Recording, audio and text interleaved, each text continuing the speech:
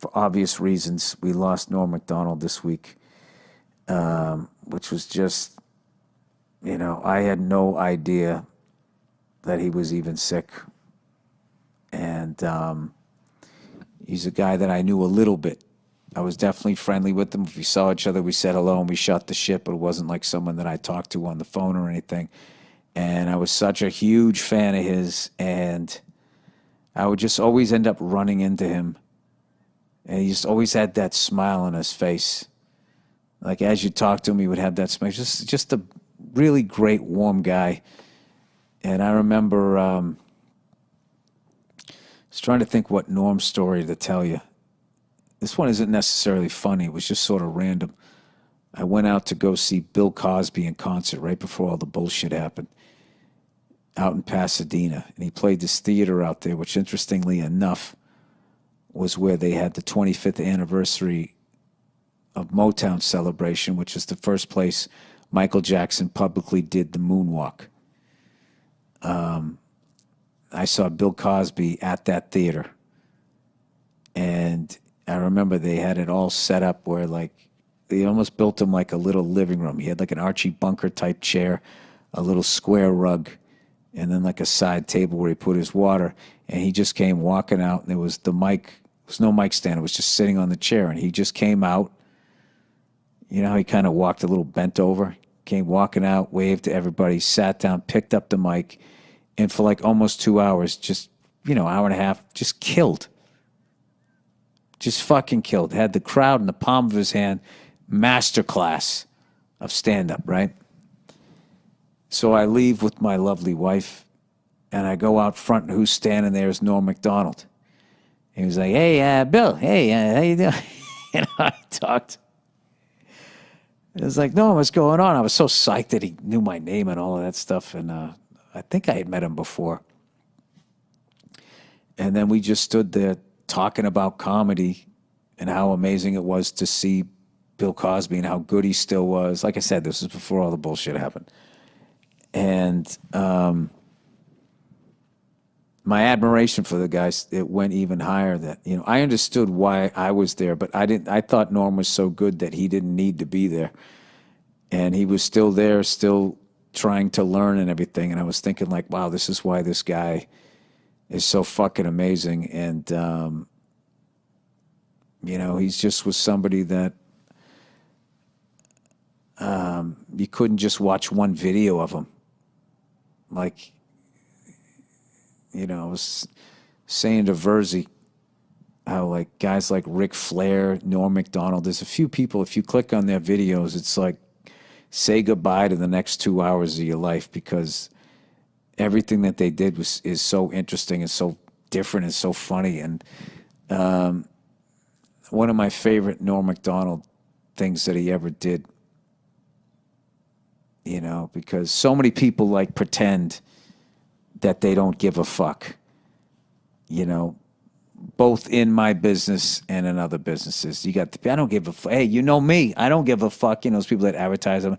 Like, that guy clearly, in the best way, didn't give a fuck. He really cared about people and stuff, but like he did what he wanted to do. And when he was on SNL, how big a gig that was, because there was so few channels. The internet hadn't blown up yet.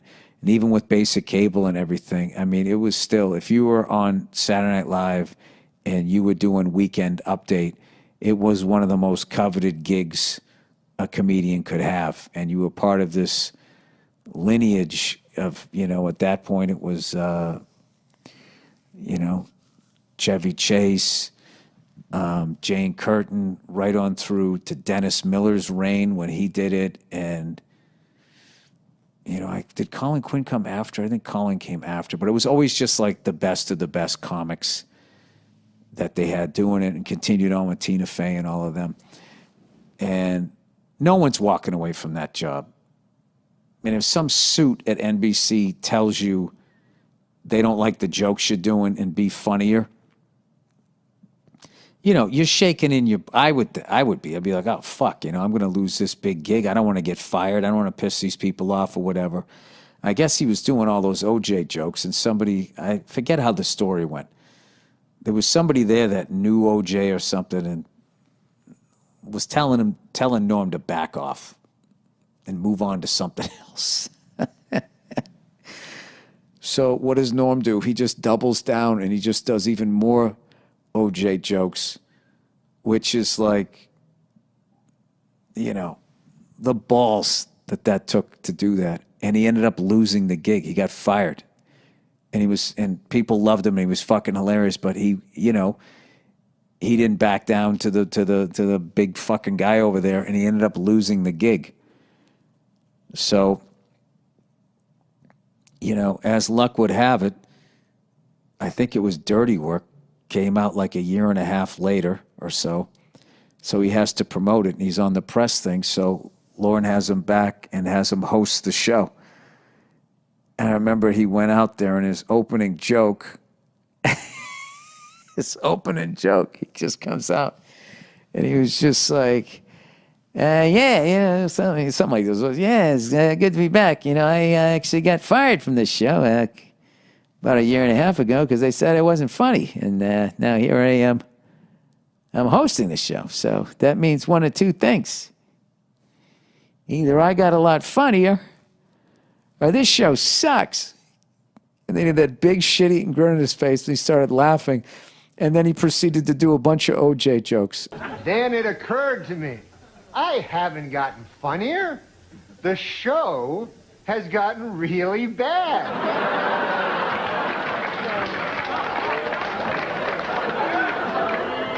So yeah, I'm funny compared to, well, you'll see later.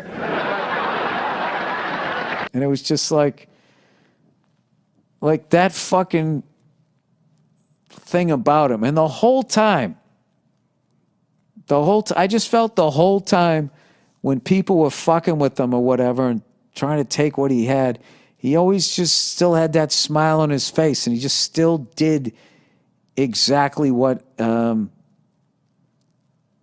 he wanted to do. And I got so much respect for him. And I feel so fortunate that I got to see him live. So I remember, oh my God, I saw him right after 9/11. The Aspen after 9/11. Aspen Comedy Festival was this big fucking festival that was always a nightmare to get in and out of. Every year it would snow and people would get stuck in Denver, or you get snowed in, you couldn't get out. It was a fucking nightmare. And then as a comedian, you had to perform. It was like a mile higher than fucking Denver. And no one could breathe, and you're performing in front of all these super fucking rich people in front of industry, and you just go up and you would eat your fucking balls, and you're like, why did I come out here?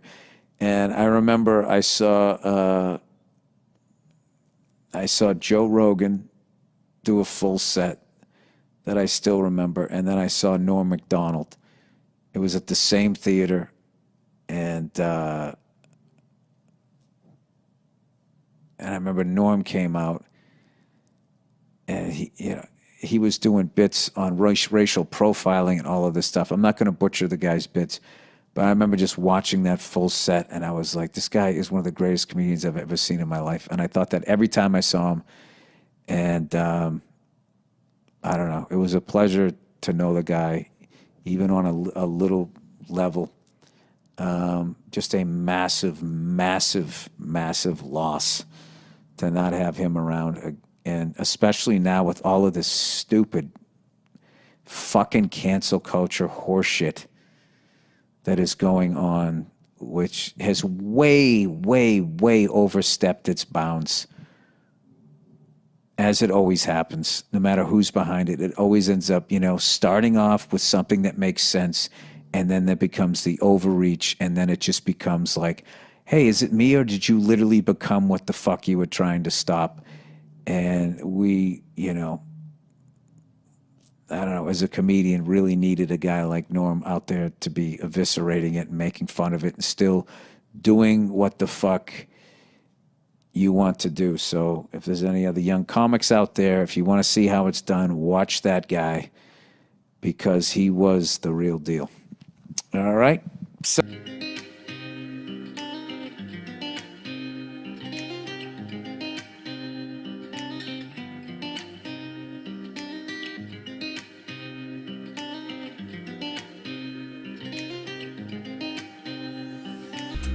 Once again, rest in peace to the great Norm Macdonald.